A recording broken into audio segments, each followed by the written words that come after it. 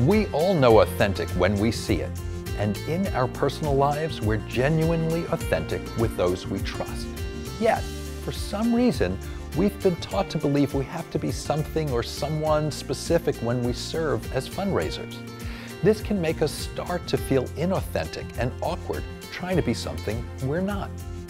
That's why at Asking Matters, we created the concept of asking styles. In fact, there is no one right way to ask for a gift, and there's no one right way to be except to be ourselves. When we're ourselves, we're authentic. Have you taken the asking style assessment? If not, I encourage you to take it and find out your asking style. It only takes a few minutes. Now, I'm a kindred spirit. For years, I thought I wasn't a very good fundraiser because there were parts of fundraising I disliked, in particular large gatherings and special events. I always felt out of place and could often be found in the hallway if that were at all possible. I was much more interested in being with people in small groups or, even better, one-on-one. Of course, I came to realize that this was a great strength in major gift fundraising, which is where I have focused my efforts and where I can be myself. I also used to be frustrated because I didn't focus on the quantitative accomplishments of organizations I represented. I'm an intuitive, and I have a gut feeling as to whether I believe in an organization's work. I always presented my case to donors in a very personal, mission-driven way. It's always felt inauthentic to me to try and muster up enthusiasm for facts and figures when what I really wanted to do was tell a personal or participant story. Since developing the asking styles, I feel more comfortable being authentic and not trying to be something I am not. When you're authentic, you convey a number of very important characteristics.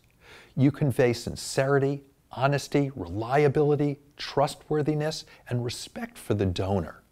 When you're authentic, you feel more confident. You feel you can be more flexible, you are more convincing, and you're more at ease. All of this helps you build the relationship with the donor.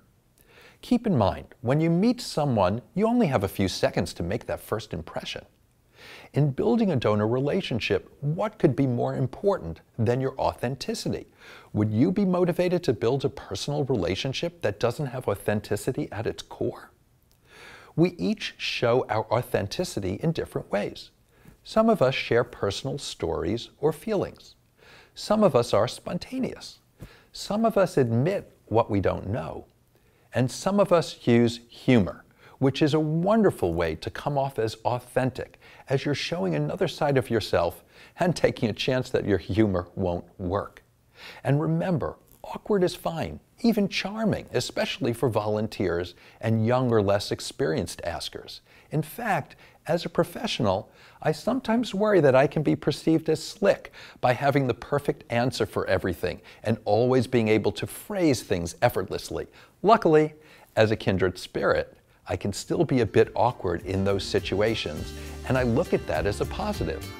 I hope you will as well. And never forget, we all have our strengths, and fundraising is about using those strengths rather than wondering about what we don't do well.